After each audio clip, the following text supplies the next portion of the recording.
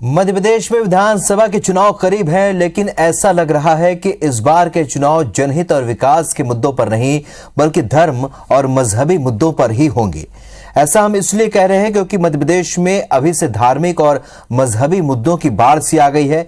अब तक हिंदुत्व के एजेंडे पर सिर्फ बीजेपी ही सियासत करती रही है, लेकिन मध्य प्रदेश में कांग्रेस भी हार्डकोर हिंदुत्व के एजेंडे के जरिए हिंदू वोटर्स को अपने पक्ष में करने में जुटी है।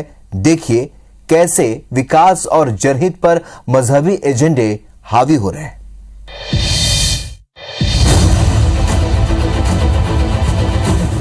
आखिर चुनाव के मुद्दे क्या होने चाहिए, किन मुद्दों पर बहस होनी चाहिए, किन मुद्दों पर दखल देना चाहिए? ये सवाल इसीलिए है क्योंकि एमपी की राजनीति से इन दिनों जनता के मुद्दे गायब हैं, लेकिन चुनाव के समय सियासी तर्कस में धार्मिक और मजहबी तीरों की भरमार है। हिंदूवाद, भगवा रंग, आतंकवाद, लव जिहाद, धर्मांतरण और कट्टरवाद जैसे तीर छोड़कर एक दूसरे को मात देने की कोशिश की जा रही है। सत्ता में बैठी बीजेपी हिंदू कार्ड के जरिए सत्ता में अपनी पैठ बरकरार रखना चाहती है और कांग्रेस को हिंदू विरोधी, कट्टरवाद का समर्थक और लव जिहाद का ठेकेदार साबित करने में लगी है। तो वहीं कांग्रेस को बीजेपी की वार से कोई और काट नहीं मिली तो उसी के हथियार से घायल करने की रणनीति पर चल पड़ी है।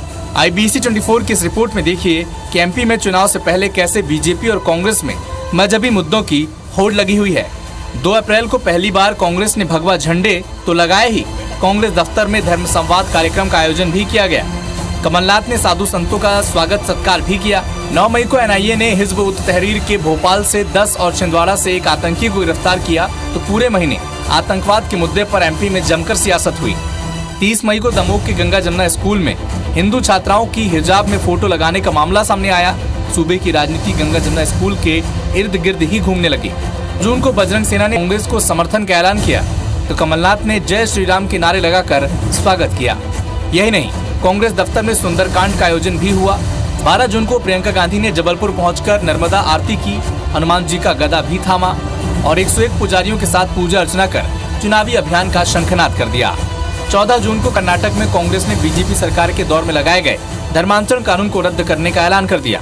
कांग्रेस को इस पर जवाब देना चाहिए कि छद्म हिंदू जो चुनाव में बाहर निकल कर आते हैं, उन्हें क्या जरूरत पड़ जाती है कि बंद कमरे में तुष्टीकरण की नीति के लिए 90% मुसलमानों से हाथ जोड़ें और कहें वोट दे देना वरना कांग्रेस पार्टी हार जाएगी।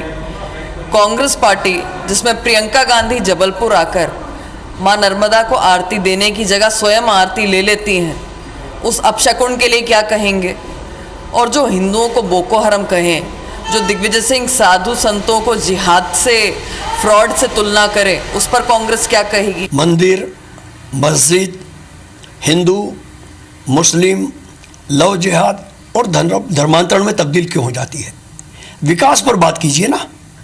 एक तरफ इश्तिहारों में आप विज्ञापन की भरपूर दिखाई देने वाली दृश्य पर अपनी प्रगति की पीठ थपथपाते हैं खुद, दूसरी तरफ आप आत्मनिर्भर मध्य प्रदेश और आत्मनिर्भर भारत बताते हैं, तीसरी तरफ राजधानी में आपके पास आग बुझाने के लिए दमकलें नहीं होती हैं, तो आत्मनिर्भर कैसा? तो विकास की बात कीजिए।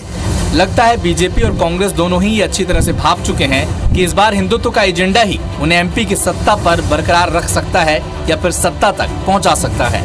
यही वजह है कि चुनाव से पहले ऐसे न जाने कितने धार्मिक एजेंडों की आग में नेता और दल अपनी वोट की रोटी सेकते नजर आ रहे हैं। राजेश जैन, IBC 24, भोपाल।